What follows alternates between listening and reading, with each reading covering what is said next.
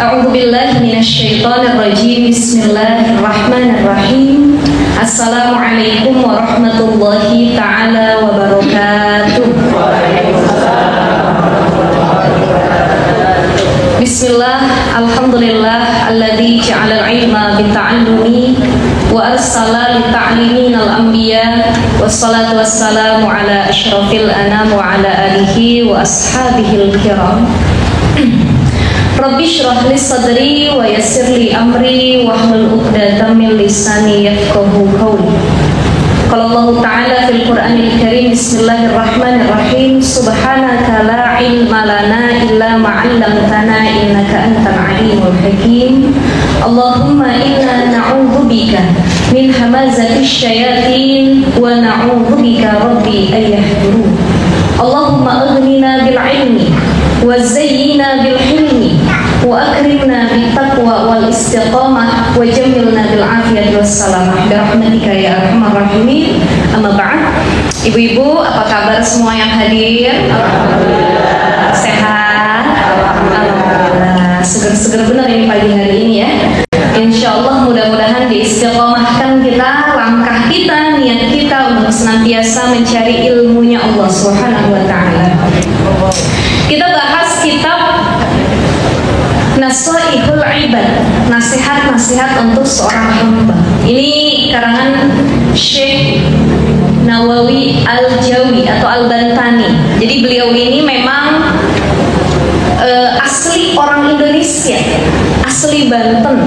Salah satu keturunannya, zuriyahnya itu adalah wakil presiden, yaitu Bapak Ki Haji Ma'ruf Amin. Itu keturunannya Syekh Nawawi Al-Bantani, ya, masih zuriyahnya. Jadi ada dua, ada Syekh Nawawi Al-Bantani, ada Imam An-Nawawi. Ibu-ibu jangan kebalik-balik. Kalau Syekh Nawawi Al-Bantani ini ulama asli dari Indonesia, meninggalnya di Mekah, dimakaminnya di pemakaman Ma'la yang ada di kota Mekah, ya. Tapi kalau Imam An-Nawawi itu nama aslinya Abu Zakaria Yahya bin Syaraf An-Nawawi. Jadi nama asli Imam Nawawi itu namanya Yahya bin Syaraf, ayahnya namanya Syaraf. An-Nawawi kenapa masyhur dikenal dengan panggilan Imam An-Nawawi? Karena Imam An-Nawawi lahir di salah satu kota yang ada di Damaskus, di Syam, ya, sekitaran Syam sana. Jadi haula biladus Syam itu pernah saya sampaikan, yang sekarang terpecah-pecah nih negaranya. Itu jadi Libanon, Yordania, Syria, kemudian lagi Palestina, ya, Turki. Itu Yordania itu masih sekitaran haula biladus Syam yang disebut dengan negeri Syam. Jadi dulu Nabi berdagang ke negeri Syam. Kita pernah dengar sirahnya. Ya, negeri Syam itu apa? Oh, negeri Syam itu dulu namanya negeri Syam. Tapi kalau sekarang kota Syam ini sudah terpecah haula biladus Syam. Ya, ada Syria, Yordania, kemudian Libanon, Turki, Palestina dan lain sebagainya. Mudah-mudahan kita nyampe semua ke sana ya Bu ya. Amin ya rabbal alamin. Ibu tahu Damaskus? Pernah ke sana? Belum. Pondok Cabe belok kanan. Kita bayangin dulu dah, bayangin dulu. Mudah-mudahan nanti sampai ke Syria, ke Damaskus itu banyak makam para ulama di sana. Jadi kalau mau apa disebutnya tuh tur Islami yang memang kita bisa ziarah para makam para nabi, itu banyak ada di Yaman, Saudi, ya, itu nabi kan ada di Madinah ya Bu ya. Kemudian di Mesir, di Turki, di Syria, di Yordan itu banyak makam para ulama dan para nabi. Insyaallah mudah-mudahan sampai ke sana semua. Jadi Imam Nawawi ini lahirnya di kota Nawa. Nah, kenapa ditambah ya ujungnya Nawawi itu sebagai penisbatan kalau dia orang sana lahirnya di situ. Jadi ibu-ibu ada nih, ibu-ibu lahir di mana? Di Bogor. Namanya siapa? Fatimah. Jadi dia taruh Fatimah Al-Buguri. Al-Buguri. Lahirnya di Cinere. Fatimah Cinere. Ada yang dari Pondok Cabe, Fatimah Pondok Cabe. Kayaknya kurang sedap didengarnya ya Bu ya. Ada orang meruyung, Fatimah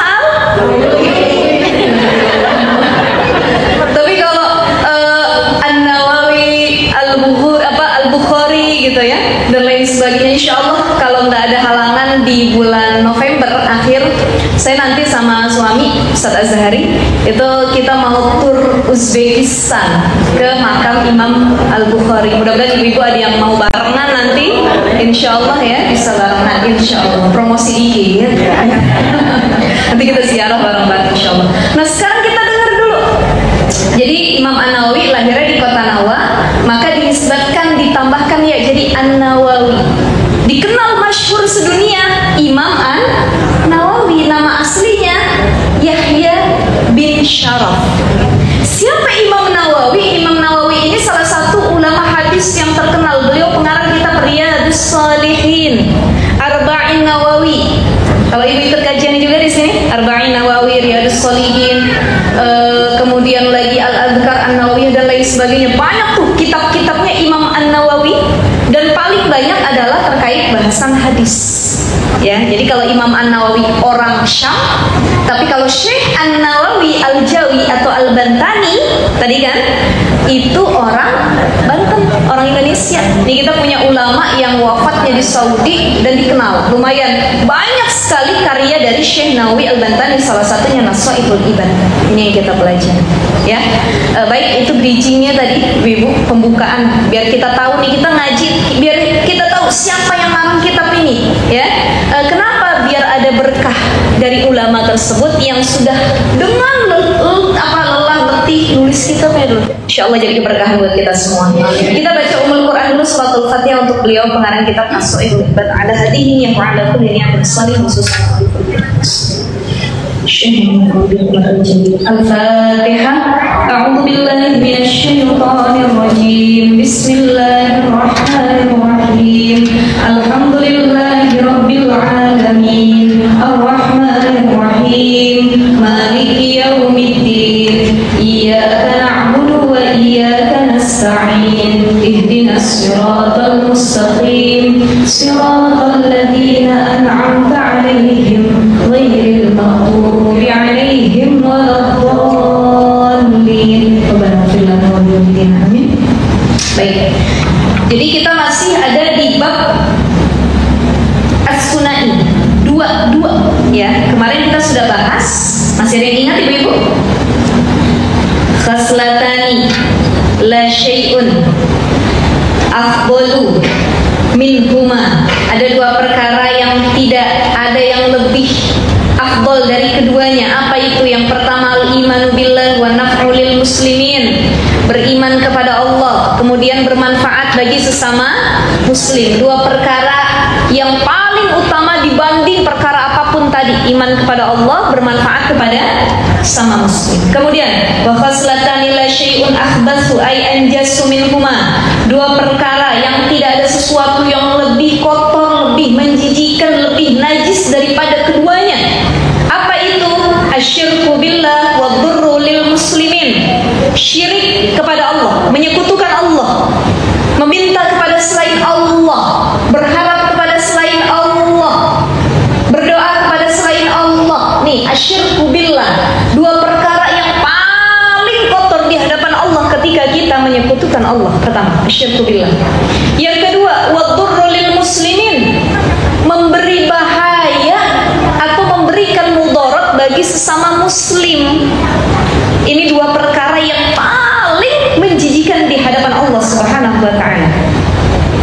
Sudah kemarin kita bahas. Kemudian kita masuk di wal maqalatus tsaniyah. Maqalah yang kedua, qala Nabi alaihi salatu wassalam, alaikum bi mujalasatil ulama. Hendaknya kalian itu duduk atau dekat dengan para ulama, ay al-amilin. Ulama yang mengamalkan apa yang dia sampaikan. Ya, ulama yang melakukan apa yang dia sampaikan. Wastima'i kalamil hukama. Dan dengarlah perkataan al-hukama, orang-orang yang bijak. Ay al-alimina bizatillahi ta'ala al-musibina fi aqwalihim wa af'alihim. Jadi al-hukama, orang yang bijak itu adalah orang yang selaras antara ucapan dengan perbuatan, yang disebut dengan hukama. Fa inna Allah ta'ala yuhyil qalbal mayyit mayyita binuril hikmah, karena sungguhnya Allah menghidupkan hati yang mati dengan cahaya hikmah. Mari sudah kita bahas, hati itu ada 3. Ada qalbun salim, ada qalbun marid, ada qalbun mayyit. Qalbun salim, hati yang sehat, tidak ada penyakit hati di dalamnya, dengki, sirik, iri, kemudian ujub, takabur, sombong, apapun nggak ada, kosong tuh dari perkara tersebut. Qalbun salim, hatinya sehat. Yang kedua, qalbun marid, hatinya sakit mulu, tiap hari ngeliat nikmat orang. Orang beli mobil, kemarin kita yang naik mobil ambulan. Orang beli rumah, kita yang setruk besoknya dan lain sebagainya. Ini qalbun marid, hatinya sakit dia, nggak bisa melihat kenikmatan orang lain, susah menerima hidayah hikmah dari Allah. Dan yang ketiga ada qalbun mayyit, adalah hati yang sudah tidak bisa menerima petunjuk lagi dari Allah, udah mati hatinya. Jadi berapa banyak orang yang secara fisik masih hidup tapi secara hatinya sudah mati. Nauzubillah, insyaallah kita mudah-mudahan masih qalbun salim ya. Kalaupun masih di tingkatan qalbun marid, segera berobat, mudah-mudahan bisa diobatin, jangan sampai qalbun mayyit ya. Nah, qalbun mayyit, fa inna Allah Ta'ala yuhyil qalbal mayyit. Tapi ada satu cara kalau orang yang hatinya udah mati pengen dihidupin lagi hatinya. Bagaimana? Binuril hikmah, dengan cahaya hikmah, al-ilmin nafi', ilmu yang bermanfaat. Jadi kalau ada orang yang hatinya mati padahal fisiknya hidup, dia pengen menghidupkan lagi hatinya, buru-buru deketin ulama, buru-buru cari guru ngaji, buru-buru datang ke majelis-majelis ilmu. Kenapa? Binuril hikmah, ilmun nafi' atau ilmu yang bermanfaat, ini faktor yang menghidupkan hati kita kembali. Jadi orang yang berilmu hatinya hidup kembali. Bukan cuma berilmu tapi haus akan ilmunya sampai dia mati. Ya. Kama yuhyil ardal maitata bima'il matar, sebagaimana dihidupkannya tanah yang tandus itu dengan air hujan. Gara-gara ditaruhin hujan hidup lagi tuh. Ya, tanaman yang tadinya tandus.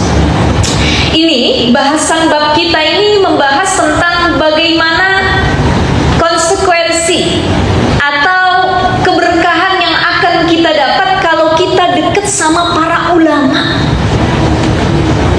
Ibu cinta sama ulama, Masya Allah, Allah cinta juga sama ibu. Karena ulama itu warasatul anbiya, pewaris para nabi. Salah satu orang yang paling dekat sama nabi dan Allah adalah al-ulama, para ulama. Nah, di sini disebutkan wa fi riwayat Tabrani an Abi Hanifah jalisul kubara wasailul ulama wa khalitul hukama, ya. Duduklah kamu bersama al-kubara, para pemilik ilmu, al-ulama, orang-orang alim, wa khalitul hukama, bercampurlah dengan orang-orang yang bijak. Wa fi riwayatin jalisul ulama wa sahibul hukama wa khalitul kibara. Ai fa innal ulama salah satu aqsam. Fa innal ulama salah satu aqsam. Ibu-ibu, mohon didengar, ulama itu terbagi 3. Dalam kitab ini disebutkan. Fa innal ulama salah satu aqsamin, karena ulama itu terbagi 3. Pertama, al-ulama'u bi ahkamillahi ta'ala wa hum ashabul fatwa. Ulama yang pertama adalah mereka yang ahli fatwa, yang memberi fatwa dengan hukum-hukum Allah. Bisa dibilang ahli fikih, fuqaha. Ulama-ulama fikih itu kan fatwa tuh, ya, bagaimana hukumnya ini dengan ini, bagaimana hukumnya A dengan B dan lain sebagainya. Ini yang pertama, ulama fatwa, memberikan fatwa. Yang kedua, wal ulama'u bizatillahi faqat wa hum al-hukama'u fa fi mudakhilatihim tahdhibu lil akhlaqi li'annahum asyraqat qulubuhum bi ma'rifatillah wa asyraqat asraruhum bi anwari jalalillah. Ulama yang kedua adalah ulama ma'rifat, ulama tauhid, ulama tasawuf. Jadi yang pertama ulama fiqih, ahli fatwa. Yang kedua ulama ma'rifat, mereka ahli tauhid, ulama tasawuf, ya. Yang mana li'annahum asyraqat qulubuhum bi ma'rifatillahi faqat.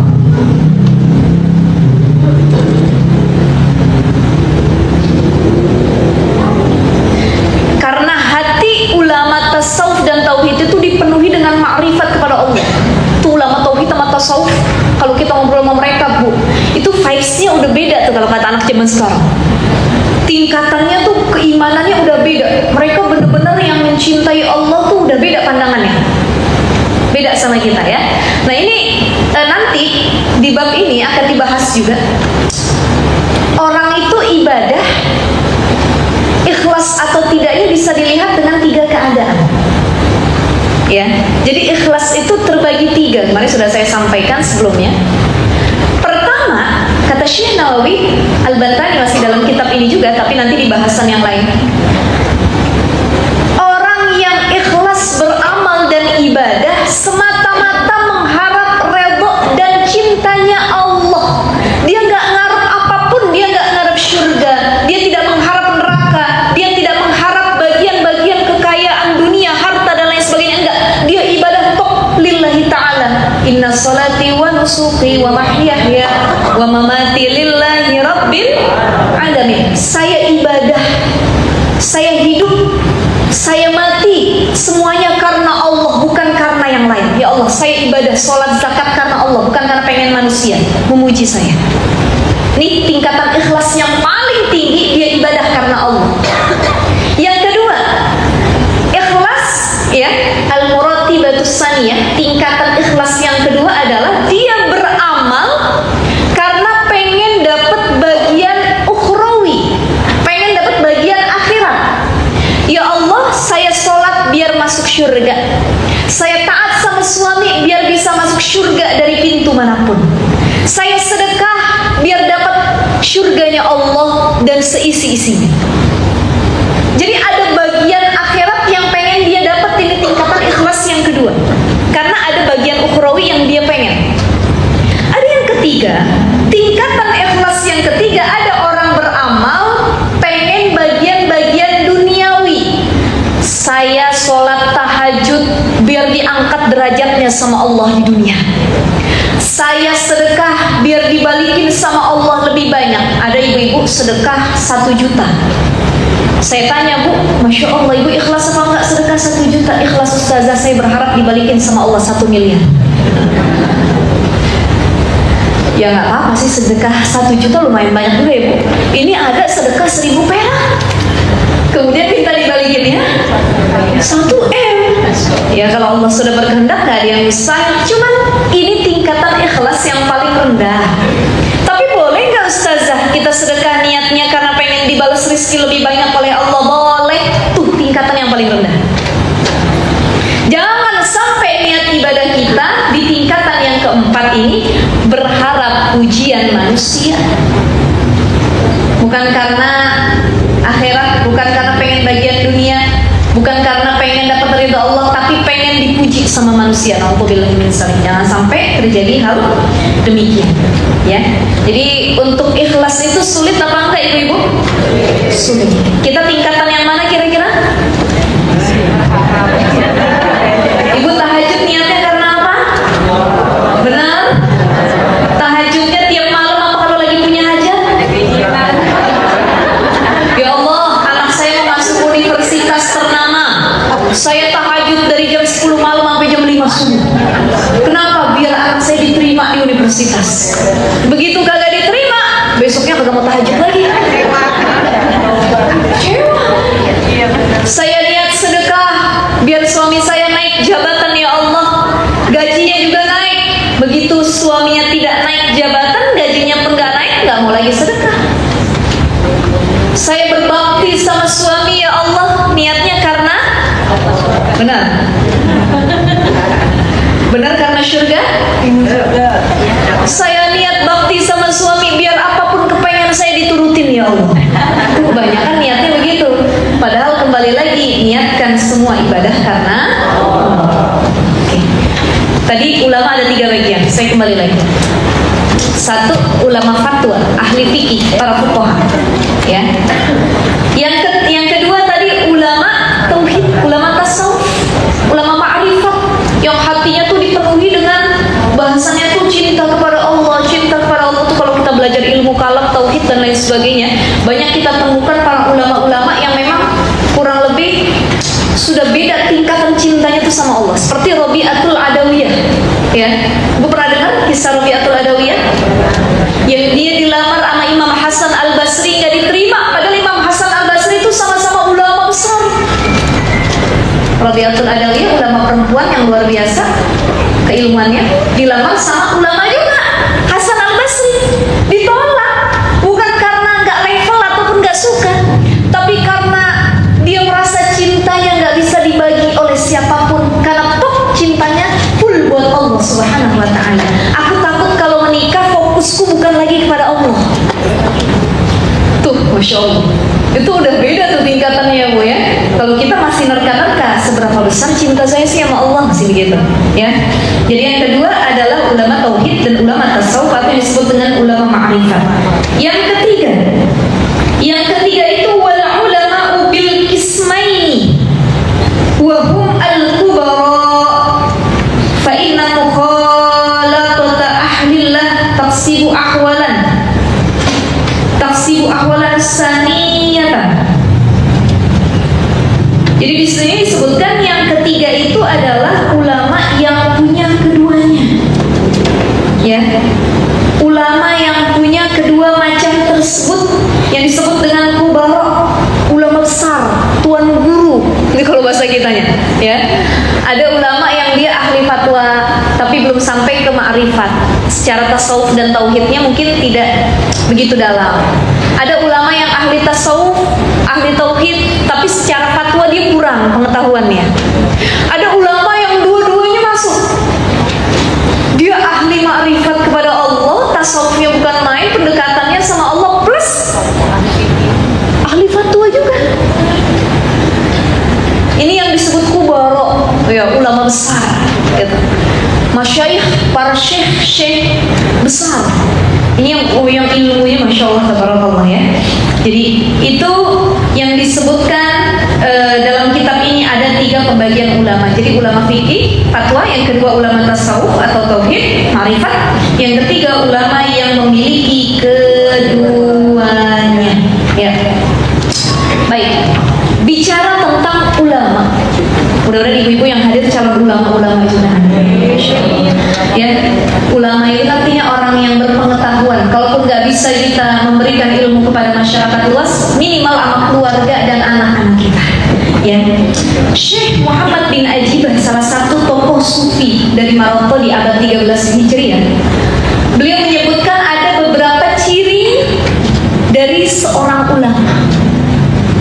Ciri dari seorang ulama atau ulama itu punya 3 macam karakter ciri. Yang pertama, kata Syekh Muhammad bin Ajibah, ciri atau karakter ulama itu alim, yaitu punya pengetahuan yang luas. Warasatul anbiya, mewarisi pengetahuan para nabi. Quran dia hafal, hadis dia hafal, ya. Secara keilmuan juga tidak lagi dipertanyakan, Masya Allah, sudah kumpul semua tuh di otaknya ya. Ketika dia sampaikan, yang pertama alim, dia mengetahui terkait hukum-hukum Allah. Yang kedua, abid. Karakter ulama yang kedua ini ahli ibadah. Sebagaimana para nabi. Rasulullah SAW, Rasul itu kalau sholat tiap malam kakinya sampai bengkak. Sampai Aisyah pernah nanya, ya Rasulullah, segininya kah jadi nabi harus sholat malam semalaman suntuk? Berat ya wahai Rasul. Kata Nabi, wahai Aisyah, aku ini ibadah begini bukan karena Allah nyuruh. Afala uhibbu an akuna abdan syakura. Aku ibadah dari awal malam sampai akhir malam, tahajud gak berhenti, semata-mata karena aku pengen jadi hamba yang bersyukur sama Allah. Malu aku, kata Nabi. Surga udah dijamin, aku menjadi hamba yang paling dicintai. Semua yang aku pengen Allah kasih, masa sih kurang bersyukurnya? Itu Nabi yang udah dijamin masuk surga. Tiap malam sholat kakinya sampai bengkak. Kita belum ada jaminan surga. Ibu pernah dapat WA apa enggak? WA masuk, ibu alhamdulillah terpilih menjadi salah satu golongan yang masuk surga. Pernah dapat kayak gitu? Enggak, hati-hati dapat berita-berita hoax ya Bu ya. Ini banyak nih orang tua yang baru main handphone, dia dapat SMS atau WA langsung dipercaya. Kirimkan pesan ini kepada 10 orang. Kalau tidak Anda kirimkan maka Anda akan mati. Pernah nggak dapat SMS kayak gitu? Dulu ya, dikirim apa nggak sama ibu? Benar. Langsung dicari 10 orang, ini siapa yang saya kirim ya? Nah ini hati-hati dapat pesan-pesan hoax yang tidak berdasar, ya Bu ya. Termasuk tadi ibu terpilih menjadi salah satu ahli surga, ibu terpilih menjadi salah satu pemegang pahala ABCD dan lain sebagainya. Hati-hati, ini banyak sekarang orang yang rada-rada zaman sekarang. Ya, belum lama saya lihat ada di TikTok itu, nggak tahu aliran mana, daerah Jawa sana. Jadi salah satu ajarannya dia harus mohon maaf, berhubungan, bercampur dengan murobinya, gurunya. Jadi kalau dia mau bercampur dengan gurunya, dia dapat tiket masuk surga. Yang ada neraka jahanam ya Bu ya. Ada, saya pernah lihat tuh, nggak mau nyebutin namanya, tapi pernah ada viral di TikTok. Jadi salah satu wejangan atau ibadahnya adalah bercampur dengan para gurunya, ulamanya. Saya nggak tahu itu ajaran mana ya Rabbi. Pernah ada di Bogor juga waktu itu. Jadi mereka kajian dalam satu masjid atau musola. Kalau lagi kajian tuh lampu harus dimatiin semua. Kalau sudah dimatiin semua, nggak boleh dia pakai pakaian atau busana. Saya bingung, itu ngaji apa gitu. Ya Bu ya, ini banyak sekarang ta'lim atau pengajian-pengajian yang sudah menyalahi aturan Allah. Makanya hati-hati, lihat bagaimana sanad keilmuannya, siapa pengajarnya, bagaimana bentuk ta'lim pengajiannya. Jangan sampai kita ikut-ikutan begitu. Ya, kan saya udah pernah bilang, Indonesia ini apapun dijual laku. Makanan laku, baju laku. Ini orang dagang baju dari model abaya, model cutbray, model apa lagi? Ada atasnya lebar, bawahnya ada lagi atasnya sempit, bawahnya lebar dan lain sebagainya. Berbagai model baju, abaya, gamis itu laku di Indonesia. Jilbab dari mulai yang panjang, yang berwarna, dari mulai ada yang model pet, non pet, ada yang pasmina, ada yang segi empat, ada yang anti tembem, ada yang bisa kelihatan tembem, ya, ada yang harus dililit-lilit, ada yang di atas ditaruh bunga 3 biji. Banyak nih model jilbab yang ada di Indonesia. Dulu tahun berapa saya ingat, 2012 atau 2013. Itu zamannya saya dulu ketemu sama suami di Antv ya Bu ya. Nah itu baru lagi rame orang-orang hijabers.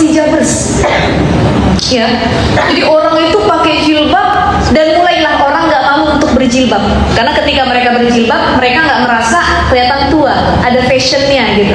Ya, tapi yang bikin khawatirnya tren jilbab kala itu ngeribetin Bu. Saya mah sekarang udah punya anak yang pasti aja pakai jilbab. Ya, kalau mau ngaji baru pakai segi 4, kalau di rumah gendong anak yang langsung masuk aja. Karena mau dandan kita dililit-lilit, pakai penipis rigid di sini, nanti ditaruh anting, bergantung di sini model lagi. Kalau lagi gendong anak ditarik-tarik, ribet tuh. Habis semua hilang ya Bu ya, penipinya, jarum pentulnya.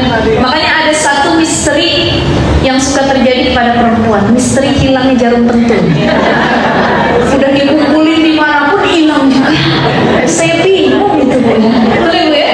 Udah ditaruh di kotak, ditaruh di tas, ada yang diselipin di mobil, ada yang ditaruh di busa dan lain sebagainya, hilang.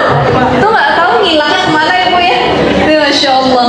Jadi tren hijab dulu ya, itu buat awal-awal biar banyak yang berhijab. Tapi alhamdulillah sekarang kembali lagi ke tren syar'i ya. Orang lebih nyaman dengan hijab yang menutup dada, menutup bokong dan lain sebagainya. Ini sudah mulai kembali baik lagi. Sampai mana tadi saya lupa. Laku jualan ya. Ya.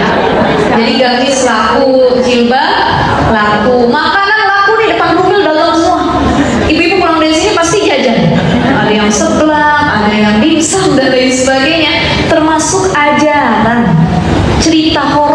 Masya Allah. Ini saya pengen cerita juga nih. Semalam saya habis ke bioskop Bu, sama suami. Nonton apa? Ada deh nonton apa itu. Ya waktu love time lah sama pasangan suami ya. Saya nonton malam. Saya bilang sama suami, Bi kita ambil yang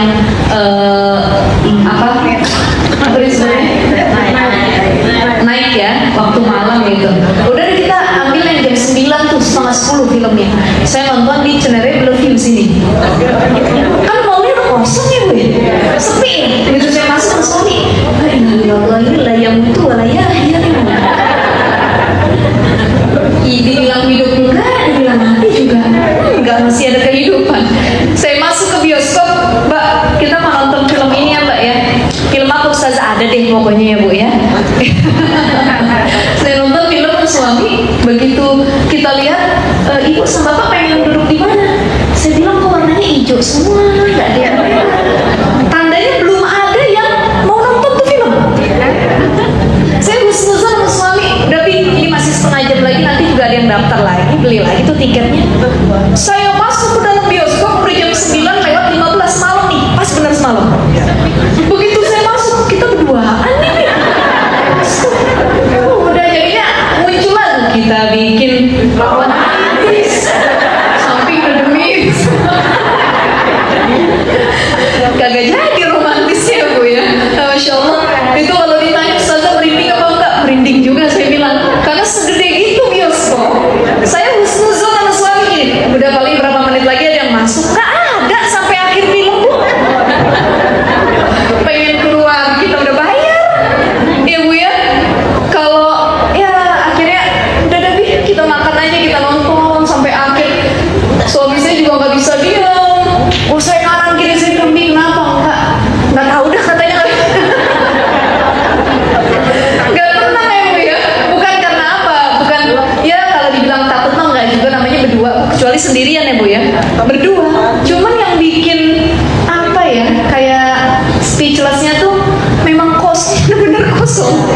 Saya nengok kanan kiri kagak ada orang sama sekali. Masya Allah, itu saya pengalaman pertama kali nonton sama suami, nggak ada orang sama sekali.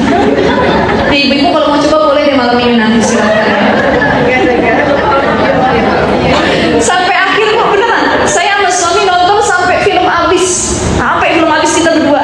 Itu serasa kita nyewa bioskop buat kita berdua doang. Padahal nggak ada yang masuk sama sekali. Gitu. Itu kelarnya kurang lebih semalam jam 11:30 di bioskop juga berdua.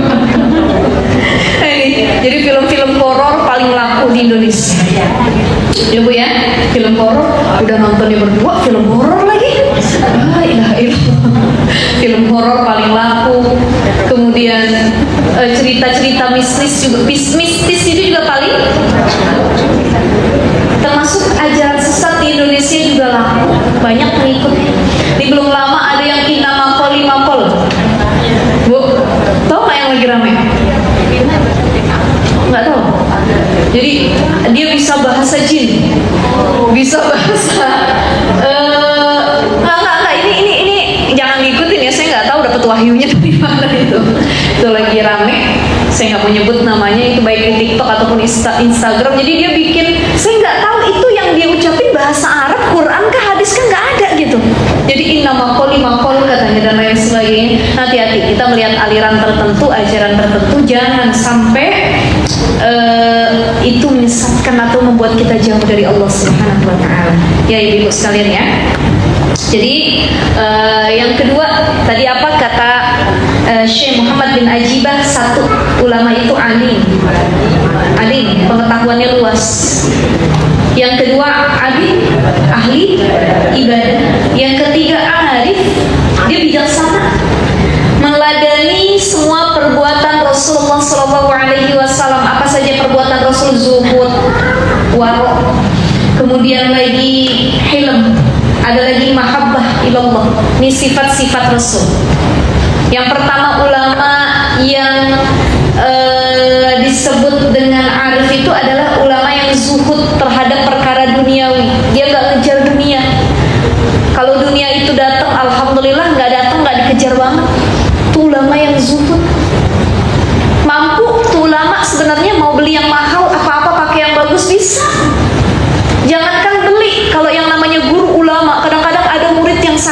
cintanya dia ngasih sama ulama. Ya betul ya Bu ya. Ada saya punya cerita beberapa masyaikh baik dulu di Mesir maupun di sini gitu, yang mereka orang alim, arif, abid, ini ulama, masya Allah. Jadi ada muridnya yang cinta banget sama nih ulama. Ketika itu ulamanya itu datang pengajian cuma naik mobil biasa, mobil Xenia atau apa Avanza gitu lah model. Ketika itu ditanya sama muridnya, Pak Kiai nyaman gak kemana-mana dakwah ngaji pakai mobil kayak gini? Alhamdulillah sih nyaman-nyaman aja, kata Pak Kiai. Terus kalau Pak Kiai nggak beratan, kebetulan saya nih punya mobil banyak, kata murid. Tinggal pilih, ada yang Alfa, ada yang Pajero, ada yang mana, bukan cuma minjem ya, dikasih Bu. Nih silahkan Pak Kiai. Kenapa? Karena saking cintanya, dia tahu gurunya nih alim, dekat sama Allah, dia mengharap dengan dia memberi kepada gurunya menjadi sebuah keberkahan. Nih guru yang zuhud, kalau dia mau beli sebenarnya bisa, ada rizkinya, cuman nggak ke situ. Bagus buat bikin pesantren, buat miara anak yatim, buat bangun masjid. Jadi berapa banyak kita lihat ulama-ulama yang rumahnya biasa aja, tapi pesantrennya besarnya bukan main. Betul nggak ya Ibu? Betul ya? Ini yang zuhud, arif, ulama yang zuhud. Dia nggak terlalu hubud dunia, nggak cinta sama dunia. Kalau dia mau bisa rumah dia dulu yang digedein, dibesarin, dimewahin, tapi nggak, ada yang lain yang lebih penting yang harus dilakukan dengan harta. Zuhud sebagaimana yang dilakukan oleh Nabi. Nabi kalau mau minta kaya raya sama Allah bisa, tinggal